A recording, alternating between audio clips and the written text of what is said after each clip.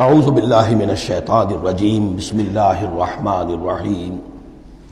اب جو آیت آ رہی ہے اس حصے کی وہ یہ ہے، بہت عظیم آیت اس پہلو سے ہے کہ اسی سے استدلال کیا حضرت عمر نے رضی اللہ تعالیٰ عنہ ہماری تاریخ کے ایک بہت اہم موقع پر، جبکہ خاصا اختلاف بھی اس میں پیدا ہو گیا تھا۔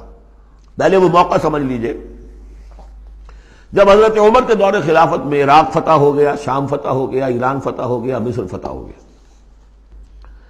تو ایک فرٹائل کریسنٹ کہلاتا ہے مڈل ایسٹ کا، بہت زرخیز علاقہ، درمیان میں تو اگرچہ عراق کے اور شام کے ایک بڑا صحرا ہے لیکن کریسنٹ پاتا ہے، یوں بہت فرٹائل ایریا۔ اب یہ جو مجاہدین تھے، صحابہ کرام کتنے تھے؟ چند ہزار۔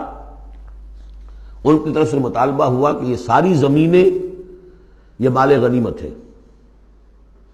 1/5 رکھیے بیت المال کے لیے، 4/5 ہمارے اندر تقسیم کر دی۔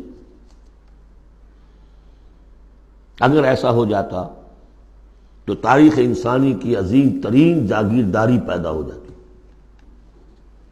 پورا ملک تقسیم ہو جاتا چند ہزار صحابہ کے اندر۔ اس سے بھی آگے بڑھ کر اس میں امپلائڈ یہ بھی تھا کہ ان ملکوں کی تمام آبادی ہماری غلام ہے، تقسیم کر دیجیے انہیں۔ مال غنیمت میں جو غلام آتے تھے وہ تقسیم ہوتے تھے کہ نہیں؟ لونڈیاں آتی تھی تو غنیمت تقسیم ہوتی تھی کہ نہیں؟ یہ اتنا بڑا مسئلہ تھا، حضرت عمر رضی اللہ تعالیٰ عنہ نے اس پر غور کیا، اور ان کی رائے یہ ہوئی کہ یہ جو مال ہے یہ مال فے شمار ہوگا، مال غنیمت نہیں۔ مال غنیمت صرف وہ ہوگا جو کسی جنگ میں مارکے کے عین مقام پر جو چیز ملے گی، جو تلواریں دشمن کے ہاتھ سے آپ کے ہاتھ لگ گئیں، زرہیں ہیں اور سامان ہے، یا بھیڑیں بکریاں ہیں، ان کے بھی تو راشن ساتھ ہوتے تھے کہ نہیں، گھوڑے ہیں، اونٹ ہیں، یا وہاں جو پی او ڈبلیوز ہوں گے جو وہاں گرفتار ہوں گے، جو لڑنے والے، یا عورتیں اگر وہاں ساتھ ہوں گی وہ کنیزیں بنائی جائیں گی، تو جو محاذ جنگ پر جو مال آئے گا وہ تو غنیمت ہے۔ لیکن پورا ملک، اب جنگ تو ایک ہوئی ہے، نہابند کی جنگ ہوئی ہے یا فلاں کسی اور کی جنگ ہوئی ہے، تو اس کے نتیجے میں تم پورا کا پورا ملک جو ہے کسی کے قبضے میں آ گیا۔ ساری حکومت جو تھی ابراہیم لودھی کی، پانی پت کی جنگ کے اندر وہ ہارا اور ساری حکومت جو ہے وہ اب بابر کی ہو گئی۔ تو اگر اس طرح کا کوئی معاملہ اس وقت سمجھا جاتا تو اب سارے کے سارے لوگ غلام اور ان کی عورتیں کنیزیں، جو چاہے کریں وہ۔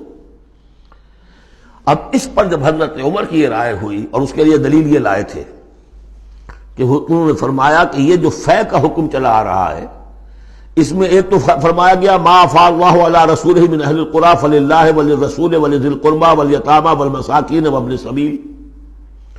اگلی آیت میں فرمایا للفقراء المہاجرین الذین اخرجوا من دیارہم واموالہم۔ اسی کے ساتھ جوڑا انہوں نے اس آیت کو والذین جاؤوا من بعدہم، جو اور بعد میں آئیں گے۔ اب یہ ظاہر بات ہے کہ یہ آج تو جتنے چند ہزار مسلمان تھے انہوں نے فتح کر لیا، اب اتنی بڑی امت ہے جو مسلمان بعد میں آئیں گے، اس کا مطلب ان کا تو کوئی حصہ رہا ہی نہیں۔ یہ بیت المال کی حصہ کی ملکیت قرار پائیں گی ساری زمینیں، تاکہ یہ امت مسلمہ کی ایک کلیکٹیو ملکیت ہو، collective ownership of the whole Muslim امہ، تاکہ اس سے جو بیت المال کے اندر خراج آئے گا اس خراج سے تمام مسلمانوں کی بہبود، اور یہ کہ اللہ کے دین کی آگے نشر و اشاعت، اس کا ایک مکمل نظام، اور جو ہماری حدیں ہیں تو سرحدوں کے اوپر جو ہے فوجی پہرا، اس کے لیے باقاعدہ فوج رکھنا، اس کے لیے مسلسل جو ہے آمدنی چاہیے، اس سب کے لیے حضرت عمر نے کہا کہ یہ مال فے قرار پائے گا ان لوگوں کی اس آیت کی روح سے، کہ اس میں حق صرف انہی کا نہیں ہے کہ جو اس وقت ہیں، والذین جاؤوا من بعدہم، وہ جو لوگ ان کے بعد آئیں گے ان کا بھی اس کے اندر حق ہے۔ اس آیت سے انہوں نے استدلال کیا رضی اللہ تعالی عنہ۔ اور یہ بھی میں آپ کو بتا دوں کہ صحابہ میں سے بڑے اہم صحابہ نے حضرت عمر سے اختلاف کیا، ان کا نہیں یہ مال غنیمت ہے، تقسیم کیجیے۔ پھر یہ کہ ایک باقاعدہ جو ہے ایک کمیشن بنایا گیا، اس میں کچھ اوس کے، کچھ انصار اور کچھ جو ہے خزرج کے، ان کو ایک کمیشن بنایا گیا، انہوں نے غور کیا، سب کی بات سنی، اور پھر حضرت عمر رضی اللہ تعالیٰ عنہ کی رائے کے مطابق انہوں نے فیصلہ دیا، اور اسی پر پھر اجماع ہو گیا۔ اور اس سے اب مسلمان ممالک کے اندر جو اراضی ہیں ان کی دو مستقل قسمیں بن گئی ہیں، ایک اراضی عشری، ایک اراضی خراجی۔ عشری اراضی ان مسلمانوں کی قرار پائی اور اس علاقے کے مسلمانوں کی قرار پائی جو بغیر لڑے بھڑے ایمان لے آئے، جیسے مدینے کے لوگ۔ حضور نے مدینے کو فتح تو نہیں کیا بلکہ وہ تو خود لے کر آئے حضور کو، تو وہاں کی زمینیں انہی کے قبضے میں رہیں۔ اشری زمین قبضے میں ہوتی ہے، ملکیت ہوتی ہے مسلمان کی، اس میں سے عشر ہوگا پیداوار کا 10واں حصہ یا 20واں حصہ۔ یہ زمینیں کہ جہاں کسی قوم نے، کسی فوج نے لڑ بھڑ کر پھر شکست کھائی ہو یا پھر کسی اور طریقے سے فتح کیا گیا ہو ملک، اگر مسلمانوں نے فتح کیا ہو تو وہاں کی ساری زمینیں خراجی ہیں، وہ کسی کی انفرادی ملکیت نہیں ہے بلکہ اجتماعی ملکیت ہے۔ کلیکٹو اونرشپ آف لینڈ پہلی مرتبہ تاریخ انسانی میں حضرت عمر رضی اللہ تعالیٰ عنہ کے اس اجتہاد کے نتیجے میں وجود میں آیا۔ کلیکٹو اونرشپ آف لینڈ، کہ کسی کی انفرادی ملکیت نہیں ہے۔ جو ملک بھی فتح کیا گیا ہے بزور شمشیر طاقت کے ساتھ، اس کی زمینیں خراجی ہیں، اشری نہیں ہیں، یعنی وہ مسلمانوں کی اجتماعی ملکیت ہے، انفرادی نہیں ہے۔ اب مسلمان ہو چاہے تو وہاں پر، چاہے وہ مجوسی تھے یا ہندو ہو، کوئی ہو، وہ کاشت کریں گے، لیکن اس میں سے خراج جائے گا سیدھا بیت المال میں، کوئی اس میں بیچ میں نہ زمیندار ہے اور نہ کوئی جاگیردار ہے۔ اس زمین کو کہتے ہیں خراجی زمین۔ اور پچھلی صدی تک تقریباً اس پر اجماع تھا کہ ہندوستان کی ساری زمینیں خراجی ہیں، یہاں کوئی اشری زمین نہیں ہے، کوئی زمین ملکیت ہی نہیں ہے، کسی کی ملکیت نہیں، سب یہ مسلمانوں کی اجتماعی ملکیت ہے۔ چنانچہ قاضی صلاح اللہ پانی پتی رحمۃ اللہ علیہ، پچھلی صدی کے بڑے عظیم مفسر، محدث، بہت بڑے صوفی، بہت بڑے مفتی، ان کی تفسیر جو ہے تفسیر مظہری، وہ انہوں نے اپنے مرشد کے نام پر لکھی خود ہے، لیکن نام تفسیر صلاحی نہیں رکھا، تفسیر مظہری اپنے استاد کے نام سے منسوب کیا۔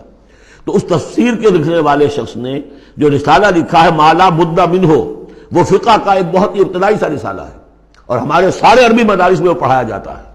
وہ فقہ کی تعلیم جو ہر مسلمان کو معلوم ہونی چاہیے، مالا بدھ منہ، اس میں صاف لکھا ہے ہندوستان میں کوئی زمین عشری ہے ہی نہیں، لہذا میں عشر کے مسائل اس میں دکھتا ہی نہیں۔ خام خواہ طلبہ کے دلوں پر بوجھ پڑے، کیا ضرورت ہے، جبکہ یہاں اس کی اپلیکیشن ہی نہیں ہے۔ ہندوستان میں کوئی زمین جو ہے عشری نہیں، سب خراجی ہے۔ خراجی ہے تو اس کا نتیجہ کیا نکلتا ہے کہ بالکل نیا بندوبست اراضی ہو سکتا ہے، ان جاگیرداروں سے زمین واپس لی جا سکتی، ملکیت ہی نہیں ہے ان کی۔